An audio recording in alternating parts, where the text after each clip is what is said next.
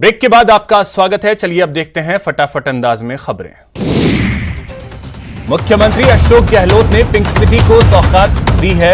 CM ने राजधानी में 309 करोड़ की परियोजनाओं का लोकार्पण और शिलान्यास किया।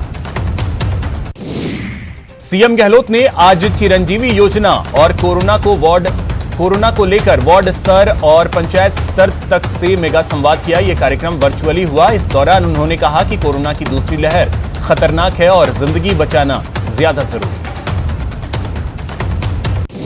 मुख्यमंत्री अशोक गहलोत ने राज्य महिला नीति 2021 का लोकार्पण वर्चुअली किया। गांधी दर्शन और महिला सशक्तिकरण विषय पर आयोजित इस सम्मेलन का आयोजन महिला एवं बाल विकास विभाग ने किया। महिला सशक्तिकरण विषय पर आयोजित सम्मेलन में सीएम गहलोत ने अपने संबोधन में महिलाओं को लेकर कहा कि महिला सशक्तिकरण पर जोर देना चाहिए और घूंघट में महिलाओं का रहना ठीक नहीं। महात्मा ज्योतिबा फूले की जयंती पर सीएम अशोक गहलोत ने उन्हें श्रद्धांजलि दी और कहा कि महान ज्योतिबा फूले महान समाज सुधारक थे। सामाजिक न्याय के लिए उन्होंने अपना जीवन समर्पित किया। बीजेपी सांसद ज्योतिरादित्य सिंधिया केंद्रीय मंत्री कैलाश चौधरी के साथ गंगापुर पहुंचे, जहां उन्होंने गंगाबाई मंदिर में दर्शन किए। सिंधिया राजघराने का गंगाबाई की वजह से इस जगह से पुराना संबंध रहा। इस दौरान सिंधिया ने मोदी सरकार की योजनाओं का जमकर बखान किया। बीजेपी सांसद ने कहा कि नरेंद्र मोदी की जन कल्याणकारी योजनाओं की वजह से आज देश तरक्की कर रहा है। राजस्थान का जो दृश्य है उससे जनता हमारा साथ दी। दौसा के पुजारी शंभू शर्मा के शव का 9 दिन बाद अंतिम संस्कार होगा। आज सचिवालय में हुई वार्ता के बाद गहलोत सरकार ने बीजेपी की सभी मांगे मान ली। इसके बाद शव का अंतिम संस्कार करने और धरना खत्म करने पर सहमति बनी।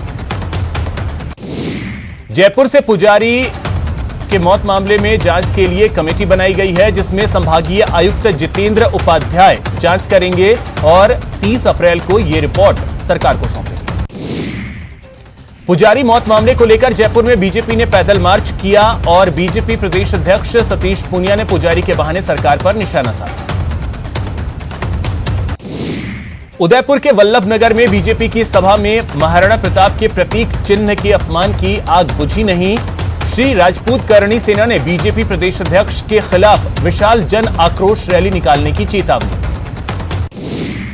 विधानसभा अध्यक्ष डॉक्टर सीपी जोशी के मुताबिक आने वाले समय में राजस्थान के विकास में सबसे अहम भूमिका राजसमंद की होगी। डॉक्टर जोशी ने कहा कि राजसमंद में दुनिया का सबसे बड़ा चांदी का भंडार है। इसके बारे में उन्होंने मुख्यमंत्री अशोक गहलोत से भी बात की। उनकी कोशिश जिले में ही चांदी की सफाई का संयंत्र लगवाने की है। अगर यह संयंत्र राजसमंद जिले में स्थापित होता है तो हजारों लोगों को न सिर्फ रोजगार मिलेगा बल्कि प्रदेश के राजस्व में भी इजाफा होगा।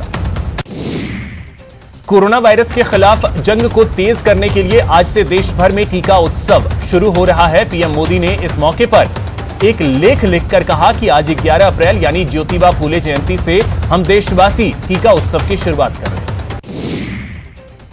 देश भर में कोरोना संक्रमितों का आंकड़ा रोज नया रिकॉर्ड बना रहा है। बीते 24 घंटे में 1,53,000 पॉजिटिव केस सामने आए, 839 लोगों की मौत। मरुधरा में भी कोरोना की रफ्तार बेकाबू होती जा रही है। बीते 24 घंटे में 4,000 से ज्यादा नए केस सामने आए, जबकि 18 लोगों की मौत हुई। जयपुर में सबसे ज्यादा 657 नए केस सामने आए। 24 घंटे में महाराष्ट्र में 55,000 से ज्यादा नए केस सामने आए, जबकि दिल्ली में एक दिन में 7,897 केस मिले हैं। दिल्ली में 37 लोगों की मौत। दिल्ली में कोरोना के बढ़ते खतरे को देखते हुए सीएम केजरीवाल ने कहा कि अस्पतालों के अंदर बेड्स की कमी हो गई है तो दिल्ली में लॉकडाउन लगाना पड़ सकता है। उन्होंने कहा कि कई पाबंदियां लगाई गई। मुख्यमंत्री निवास पर शनिवार को कोरोना के बढ़ते मामलों और वैक्सीनेशन को लेकर समीक्षा बैठक हुई। इस बैठक में मुख्यमंत्री अशोक गहलोत ने सख्ती बढ़ाने के संकेत दिए। कोरोना के बढ़ते आंकड़ों पर हाईकोर्ट का नोटिफिकेशन भी सामने आया है। 15 से 30 अप्रैल तक सिर्फ वीसी के जरिए सुनवाई होगी। रजिस्ट्रार जनरल ने यह आदेश जारी किया। सवाईमाधोपुर जिले में कोरोना संक्रमण तेजी से बढ़ता जा रहा है, जिसके चलते अब हर रविवार को कलेक्टर द्वारा लॉकडाउन रखने का बड़ा फैसला किया गया है। परमाणु नगरी पोखरण भी कोरोना के कहर से कराह रही है। यहां कोरोना के 10 नए केस सामने आए हैं, जिससे चिकित्सा विभाग में हड़कंप मच गया। श्री द्वारिकाधीश मंदिर में राजसमंद जिला स्थापना दिवस हर्षोल्लास के साथ मनाया गया। मंदिर परिसर में गोस्वामी वेदांत बाबा के सानिध्य में कोरोना का टीका 45 वर्ष से अधिक आयु वर्ग के 100 व्यक्तियों को लगाया गया।